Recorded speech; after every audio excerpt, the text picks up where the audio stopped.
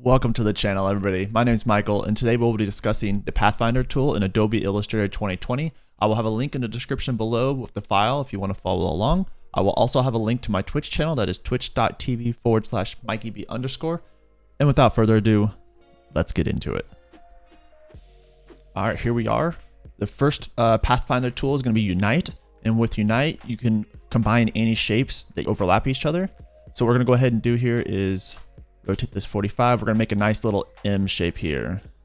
You could guess why we're doing an M shape. We're going to go ahead and lock these in the center points here. We're just going to hold shift, drag this over. We're not going to make this perfect. What we can do now is just drag the ends of these, and we can lock these to the edge here.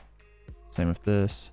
Nothing perfect, but if you'll notice, what we have is 4 overlapping shapes. This is the back layer, and these go up in layers, and this red one being the topmost layer. So whenever we go in here and we go over to our Pathfinder and we go to Unite, you'll notice that they all take the red color shape. Now if we undid that and we went to here, we press Control Shift and we did a curly bracket, that would bring it to the front. Then we can go ahead and drag all these again and Unite, and you'll now notice it's all black. So whatever the top layer is, when you combine things, it will turn that color. For instance, it will take its properties. All right, moving on to minus front and minus back.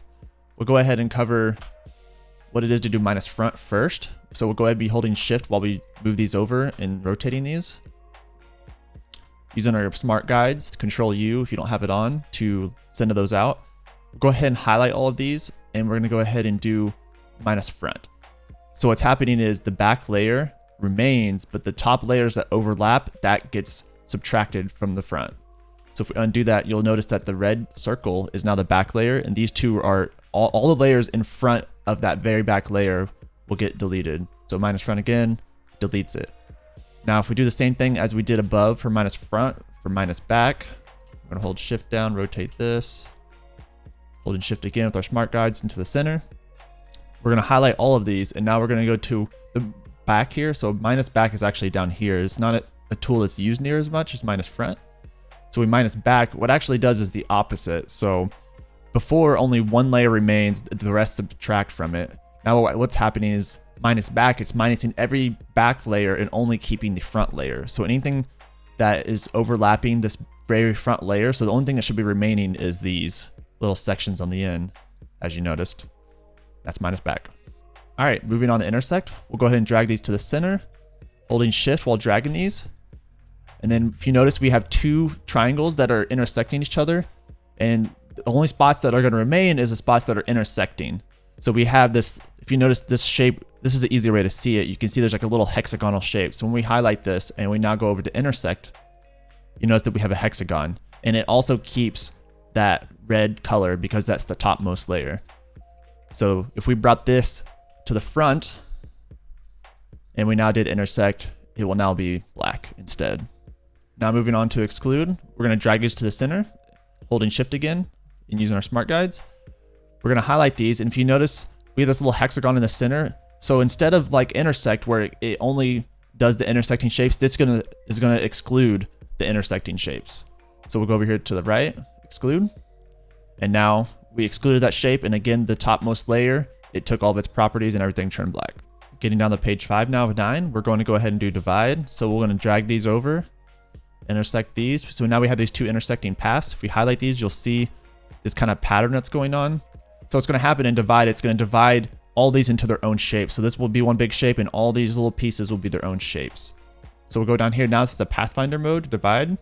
It's going to look like nothing happened. You highlight, you'll think nothing happened.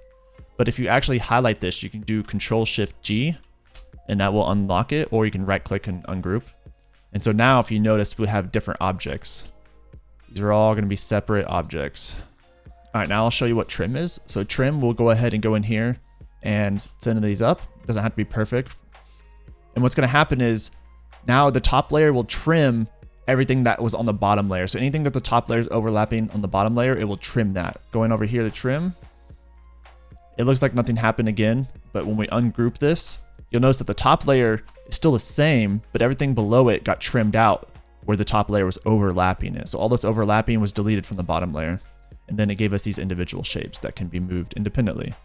Or if you want to go back, you can undo it one more time, There we go. And now it's back to a shape. All right, now moving on to merge. This one's a little more interesting. So merge, when you merge two objects together, it's actually going to remove strokes. So that's something to keep in mind. So you highlight these two right here. And now if we went over here to merge, you'll notice that it removes a stroke, but now it combines all those objects. Same here. We can bring this over, bring this over.